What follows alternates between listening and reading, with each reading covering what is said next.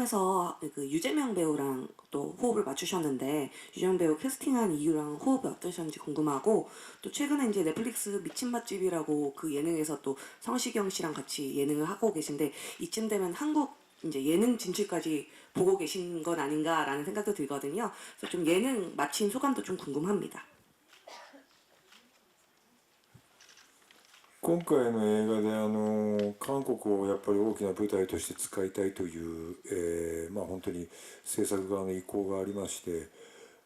韓国の俳優さんでどういう、シチュエーションで井の頭五郎と出会うかっていうことは、シナリオの段階でまだ、はっきりとキャスティングの段階でできてなかったんですけども、とにかく井の頭五郎と言葉を交わさずに表情と仕草だけでお互いの気持ちを伝え合うというシーンをどうしてもやりたかったもんですから、本当に韓国映画をその3年ぐらい前ですかね、とにかくいっぱい見て、その中で声もなくという作品の中でのユ・ジェミョンさんのお芝居っていうのがまさしくこういう人に出てほしいなと思いまして、もう熱烈なラブコールを私の方から、発信しまして、それで出ていただいて、いや思った以上に、とにかくこちら側の意図を組んで、お芝居をなさる方で、とにかく驚きました。 네, 이번 작품에서는 한국을 큰 배경으로서 쓰고 싶었어요. 그게 저희 제작의 의도였는데 그러다 보니까 한국 배우 그리고 그 한국 배우를 출연시킬 때 어떠한 상황에서 출연시킬지 이 부분에 대해서 사실은 시나리오 단계 그리고 캐스팅 단계에서는 확실히 정해지지 않은 상황이었습니다. 근데 이 이노가시라 고로와 서로 말은 통하지 않더라도 표정이나 동작만으로도 서로의 마음이 전해지는 그런 상황을 표현하고 싶었습니다. 그래서 약 3년 정도 전부터 한국 영화를 많이 봤는데요. 그 중에서도 소리도 없이라는 작품에서의 유재명 씨의 연기를 보면서 아, 이분이다라고 생각을 했습니다. 그래서 제가 아주 뜨거운 러브콜을 보냈고 유재명 씨께서 받아들여 주셨습니다. 그런데 저희가 생각한 것 이상으로 제작 의도를 잘 파악하시고 연기를 해주시는 그런 배우분이었습니다.